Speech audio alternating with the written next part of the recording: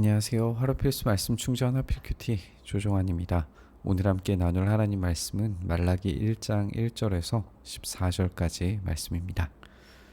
다음은 주님께서 말라기를 시켜서 이스라엘 백성에게 경고하신 말씀이다. 우리는 말라기라고 하는 이 이름이 실제 인물인지 아니면 어떤 가상적 인물인지 알지 못합니다. 가장 유력한 것은 이 말라기라고 하는 이름 뜻이 나의 사자라고 하는 뜻이기 때문에 어떤 이 필명을 사용한 거라고 생각이 돼요. 그래서 에스라가 필명을 가지고 이 말라기를 지었다라고 하는 그런 의견들이 있습니다. 이게 누구이든지 사실은 이제 상관은 없겠죠. 이게 실제 누구였는지는 알 수 없다가 답일 겁니다. 그게 실제 말라기라고 하는 이름을 가진 선지자든지 아니면 어떤 필명을 가진 누구든지 간에 목적 자체는 이스라엘 백성에게 경고하겠다는 거예요. 이 경고는 이제 이 두 가지의 양 극단에 있는 사람들에게 경고가 이루어지게 될 텐데, 하나는 완전한 이 패배 의식에 찌들어 있는 사람들에게 전하는 경고일 겁니다. 그들이 패배 의식에 갇혀 있는 이유는 하나님께서 회복하신다라고 했는데 이 회복이 왜 이렇게 더디냐, 잘 이루어지지 않느냐라고 하는 것에 대해서 이제 이 패배 의식을 가질 수 있겠죠. 또 한편에는 이제 완전히 방종에 빠지는 경우가 있을 거예요. 하나님께서 이 회복하시겠다라고 했는데 안 이루시는 것을 보니 하나님은 살아계시지 않는다라고 하는 개념을 가지고 이제 방종하는 편에 서게 되는 거죠. 이 양극단에 있는 이 사람들에게 말라기는 메시지를, 이 경고를 전하면서 하나님이 누구신가에 대해서 이야기할 겁니다. 가장 이제 핵심적으로 놓쳐서는 안 되는 전제가 있는데, 하나님께서는 이스라엘을 사랑하신다라는 거예요. 사람들은 이 패배주의에 빠진 사람들은 이제 질문하겠죠. 주님께서 우리를 사랑하신다는 증거가 어디 있습니까? 라고 그렇게 질문을 하게 되는데, 하나님께서 한 나라에 대한 예시로 이제 이것을 답변을 하시는 걸 읽게 돼요. 에서, 그러니까 에돔에 대한 이야기인데, 에서는 야곱의 형제 간의 어떤 국가죠. 근데 주님께서 말씀하시기를 야곱은 사랑하는데 에서는 미워했다. 그래서 에서가 사는 언덕은 벌거숭이로 그 물려받은 땅은 들짐승들에게 넘겨주었다라고 그렇게 말씀하시면서, 에서의 자손인 에돔이 우리가 쓰러졌지만 황폐된 곳을 다시 세우겠다라고 장담하지만 세울 테면 세워보라고 해라. 내가 기어이 헐어버리겠다. 악한 나라 주에게 영원히 저주받은 백성이라고 불릴 것이다. 이 에돔이라고 하는 나라, 우리가 지금 아모스에서도 함께 살펴봤었는데, 이 형제 국가임에도 불구하고 주변 나라들과 동맹을 맺어서 이 에돔이 이스라엘을 굉장히 괴롭히는 장면들을 보게 되고 하나님께서 저주를 쏟으셨던 것을 우리가 기억을 해볼 수 있어요. 이들이 하나님께 그렇게 미움받는 행동들을 한 게 사실입니다.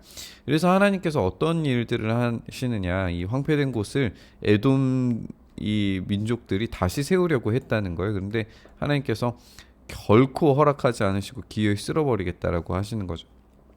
우리는 지금 시대적인 배경 자체가 하나님께서 회복하시기를 기다리고 있는 사람들, 이제 역사적으로는 포로 기환이 이루어지고 있는 그 어간이라고 생각이 되는데, 이 포로 기환 어간에 벌어지고 있는 것이 이제 성전의 복구와 그리고 성벽의 복구잖아요. 그러니까 이 예루살렘 성이 이제 회복되는 것을 하나님께서 어려움과 또 방해 작전들에도 불구하고 하도록 만드신단 말이에요. 심지어는 이제 고레스를 통하여서 그 일들을 이루게 하신단 말이죠. 그런데 에돔 같은 경우에는 그 일들이 결코 일어나지 않으리라고 말씀하시는 겁니다. 이것이 하나의 증거가 되어서 하나님께서 이것을 직접 보게 만드시고 주님께서 이스라엘 나라 밖에서도 높임을 받으신다. 이게 이제 이 고레스를 통하여서 이 하나님의 백성들이 약속의 땅으로 돌아가도록 만들어라라고 하는 칙령을 내림으로써 이게 성취가 되는 거죠. 그래서 하나님께서 약속하신 그 70년의 이 기간이 지났을 때 이것을 이루시는 것을 하나님께서 이루시는 걸 보니 그분은 정말 참되게 살아계신다. 이것을 깨달아야 되는 거죠. 이 패배주의에 빠질 필요가 없다는 겁니다. 이제 또 다른 한편에서는 이제 방종하는 자들에 대한 경고가 이어지게 되는 건데요. 아들은 아버지를 공경하고 종은 제 주인을 두려워하는 법인데 내가 너희 아버지라고 해서 너희가 나를 공경하기라도 했냐? 내가 너희를 주인이라고 해서 너희가 나를 두려워하기라도 하였느냐? 만군의 주가 말한다. 제사장들아 너희가 바로 내 이름을 멸시하는 자들이다. 너희는 우리가 언제 주님의 이름을 멸시했습니까? 라고 그렇게 되묻지만 너희는 내 제단에 더러운 빵을 바치고 있다. 그러면서도 언제 제단을 더럽혔습니까? 라고 되묻는데 너희는 나주에게 아무렇게나 사랑을 차려주어도 된다라고 생각한다. 눈먼 짐승을 제물로 바쳐도 괜찮다는 거냐? 절뚝거리면서 병든 짐승을 제물로 바쳐도 괜찮다는 거냐? 그런 것들을 총독에게 바치면 그가 총독이 너희를 반가워하겠느냐? 너희를 좋게 보겠느냐? 만군의 주가 말한다. 제사장들아 이제 너희가 하나님께 우리에게 은혜를 베풀어 주십시오라고 간구하더라도 하나님이 너희를 좋게 보시겠느냐라고 이렇게 하나님께서 말씀을 하십니다. 지금 이 방종하는 자들의 어떤 이 예시는 잘못된 오염된 예배에 대한 것으로 등장을 하게 되는데 지금 하나님께서 어떻게 자신을 계시하는지 이제 두 가지를 생각을 해봐야 돼요. 하나는 아버지이고 하나는 주인이시라는 겁니다. 하나님은 아버지이심과 동시에 주인이십니다. 아버지로서는 이제 수평적 관계라고 생각을 해볼 수 있을 것 같아요. 그래서 친밀한 관계를 형성하십니다. 주인이라고 하는 관점에서는 이제 수직적인 관계를 맺게 되겠죠. 이것은 상하 복종의 관계가 될 겁니다. 그런데 아버지로서의 하나님이든지 주인으로서의 하나님이든지 이들은 둘 모두의 관계성에서 실패하는 걸 보게 돼요. 이들은 예배를 완전히 오염시키고 있습니다. 눈먼 짐승, 절뚝거리는 것들, 병든 것들을 바침으로써 하나님의 예배를 경멸하고 있다는 것을 보여주고 있어요. 이들이 내가 언제 주님의 이름을 멸시했습니까? 또 우리가 언제 제단을 더럽혔습니까? 라고 말하지만 그들이 참된 예물을 드리지 않을 때에 이들의 예배는 오염됩니다. 누군가의 말처럼 이 물질이라고 하는 것은 이 은혜의 증거입니다. 자신이 받은 은혜에 대한 이 반응이어야 해요. 그런데 이들은 자신들의 은혜의 반응을 완전히 왜곡시키고 있습니다. 그들이 돌아왔고 또 하나님께 예배 드려야 되는데 자신들이 가지고 있는 것에서 한계를 벗어나지 못하고 내가 이 정도 했으니까 충분하지 뭐 내가 이것이 나의 최선이야 라고 말하면서 드린다는 거예요. 너희 가운데서라도 누가 성전문을 닫아 걸어서 너희들이 내 제단에 헛된 불을 피우지 못하게 했으면 좋겠다. 나는 너희들이 싫다. 나 만군의 주가 말한 너희가 바치는 제물도 이제 나는 받지 않겠다. 해가 뜨는 곳으로부터 해가 지는 곳까지 우리가 히브리 관용어적 표현이 A에서 B까지라고 하면은 A에서부터 B 전부를 이야기하는 거라고 인용을 했어요. 당시의 사람들의 우주는 이제 평평한 원반 같은 모양이어서 해가 뜨는 곳으로부터 해가 지는 곳이라고 하면은 이거는 그냥 세계 전체입니다. 세계 우주 전체라고 표현해도 좋을 거예요. 그러니까 해가 뜨는 곳으로부터 해가 지는 곳까지는 우주 전체에서 하나님의 이름이 이방 민족 가운데 높임을 받을 것이다. 곳곳마다 사람들이 내 이름으로 분향하며 깨끗한 제물을 바칠 것이다. 내 이름이 이방 민족들 가운데서 높임을 받을 것이기 때문이다. 하나님께서 이렇게 말씀하고 계시죠. 지금 하나님은 온 우주에서 찬양받기 합당하신 하나님이십니다. 그런데 너희는 주님께 차려드리는 상쯤은 더러워도 괜찮아 하면서 너희들이 싫어하는 음식을 제물이라고 그 위에 바치니 너희는 지금 내 이름을 더럽히고 있다. 지금 이름과 관련되어져 있는 이 표현들이 계속 이제 반복이 되고 있기 때문에 지금 하나님께서 분노하시는 이유는, 그리고 이 예배를 지금 지적하시는 이유는 하나님께서 좋은 것을 바쳐라, 더 좋은 것을 하나님께 드려라, 이게 이제 핵심이 아닙니다.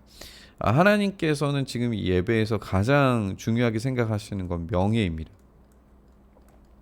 하나님의 명예를 땅에 떨어뜨리면 안 돼요. 그런데 이들은 지금 하나님의 이름을, 하나님의 명예를 더럽히고 있는 겁니다. 너희는 또 이 얼마나 실증나는 일인가 하고 말하며 재물을 멸시한다. 나 만군의 주가 말한다. 너희가 훔쳤거나 절뚝거리거나 병든 짐승을 재물이라고 가지고 오니 내가 그것을 너희에게서 달갑게 받겠느냐. 나주가 말한다. 자기 짐승 떼 가운데서 좋은 수컷이 있어서 그것을 바치기로 맹세하고서도 흠 있는 것으로 바치며 속이는 자는 저주를 받을 것이다. 이 거짓말로 인하여서 하나님께서 받으셔야 할 명예를 이 왜곡시키는 사람들에게 저주를 말씀하십니다. 하나님은 큰 임금이시고 만군의 주님이십니다.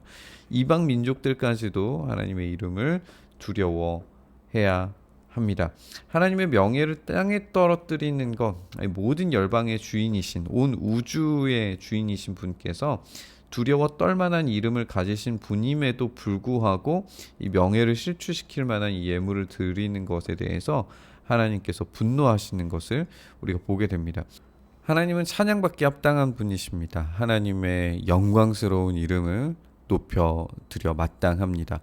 우리의 예배는 하나님의 그 영광스러운 이름을 높이고 찬양하고 하나님께서 행하신 일들에 대한 기쁨과 감사로 가득한 예배여야 합니다.